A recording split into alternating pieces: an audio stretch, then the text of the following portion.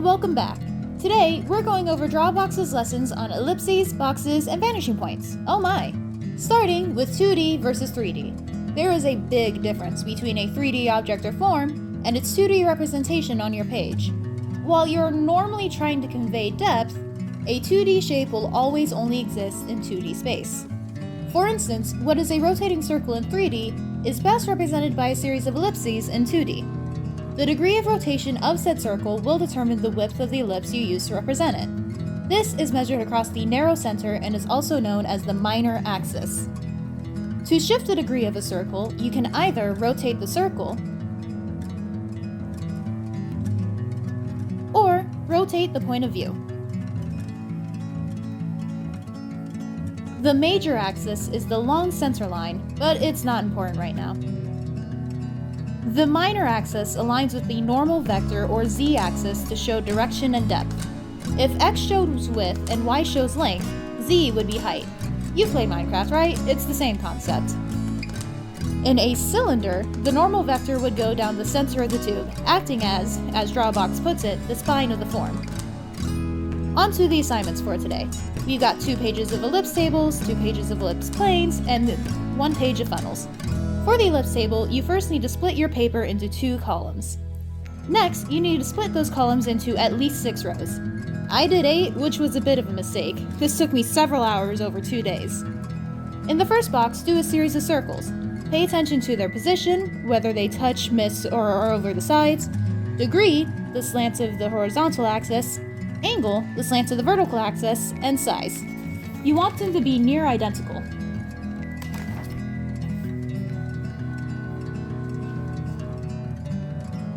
In the next box, make a series of ellipses at a slant. Again, you want to try to match their positioning, degree, which is the slant of the minor axis, angle, which is the slant of the major axis, and size, which I measured as the width of the degree. As you can see, I assessed each ellipse to see if I was matching these 4 criteria. Then you do the same for the next 2 boxes. I have to say, this was a very hard exercise. I can consistently match 2 criteria, but I almost always miss 2 as well. Usually if I did well with positioning, my size or degree would suffer. And if my degree matched up, I had to double check the angle.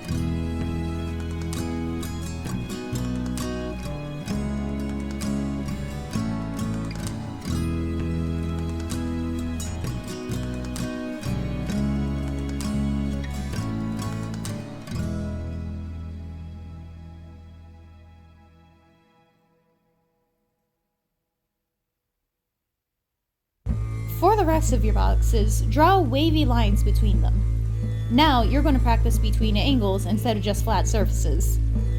Again, this was really hard. You're going to see a couple scene changes because I had to take a few breaks here and there. But I do feel like my circles were improving by the end of it. It just took a while to get there. A long while, in some cases.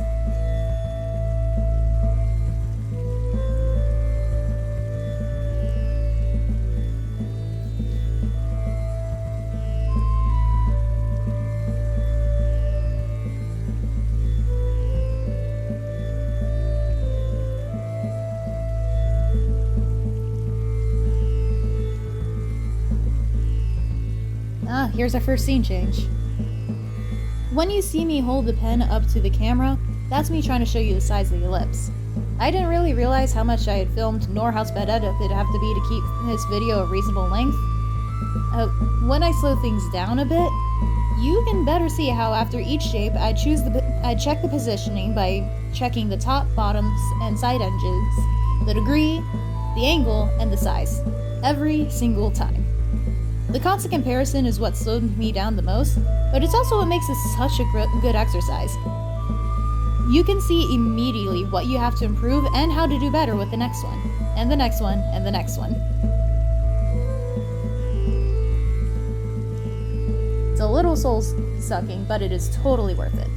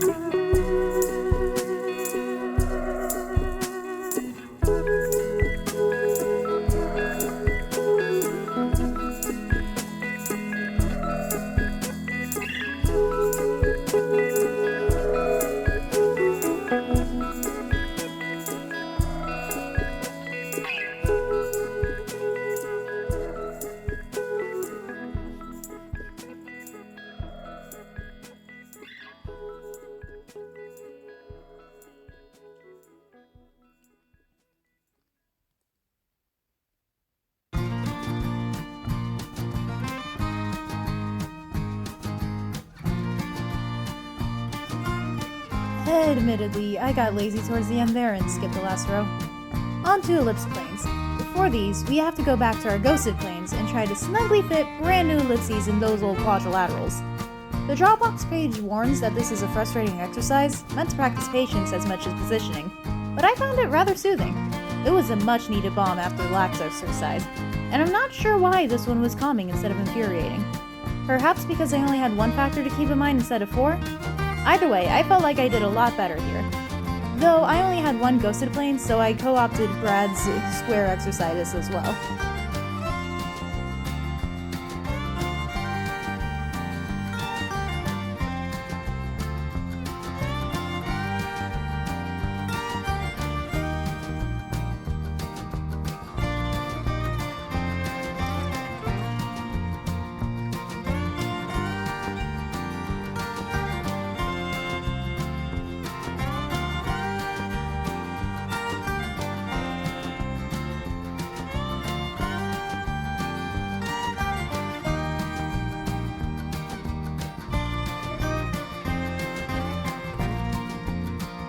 Last but not least, we have the funnels and yet another scene change. For this one, you're going to need a roller to draw one long line and one short line across its center. Next, find something round to draw arcs across the short line side. I used one of my grandma's coasters, I'm sure she won't mind. Lastly, draw ellipses aligned with the short line. It's acting as your minor axis here. It's pretty simple, but it does make me crave funnel cake. I think I did well overall. I made the ellipses a bit too wide, I wanted to fit more in, and I had more issues with positioning. But I think the end result looks pretty slick.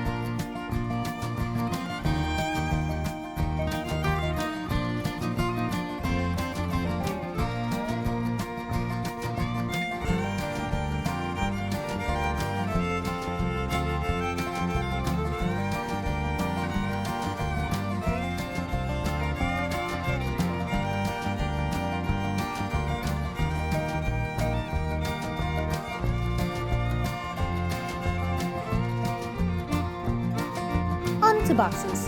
Finally, we're here! We made it! But before we can live up to Drawabox's namesake, we gotta do 2D and 3D again. 2D elements include, but are not limited to, lines, curvy, wavy, straight, zigzaggy, and everything in between. Shapes, both the simple ones and the decidedly not.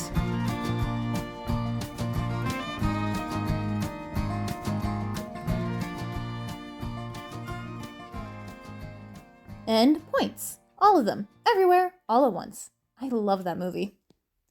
3D elements include, but are not necessarily limited to, forms, which are shapes that have gained depth and started a slam poetry session.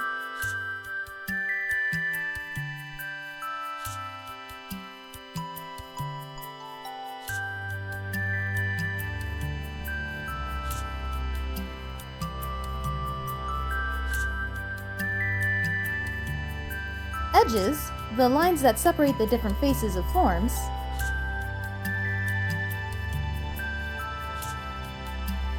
And vertexes, where edges meet to form a corner.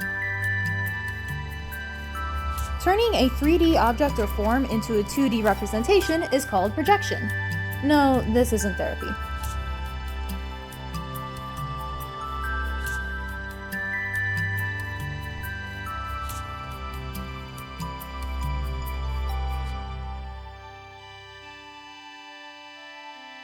Foreshortening, vanishing points, and horizon lines all are tools of perspective that can help you project whatever you want. They all help to convey distance to a viewer. Ideally, when someone looks at your art, they'll be able to tell how far apart various elements are to each other in context. Foreshortening is simple in concept, objects further away appear to be smaller, but a bit harder in practice. Vanishing points can help with that. A vanishing point is the point where objects appear so small they are a point.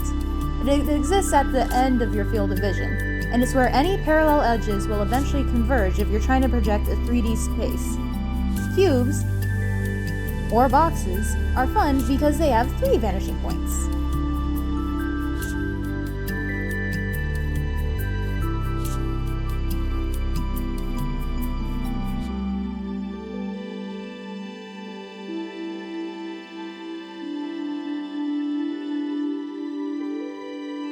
You can label them X, Y, and Z. Where a vanishing point is placed will determine how quickly the edges will converge, and thus will determine the parameters of your box, or whatever other form you're trying to make.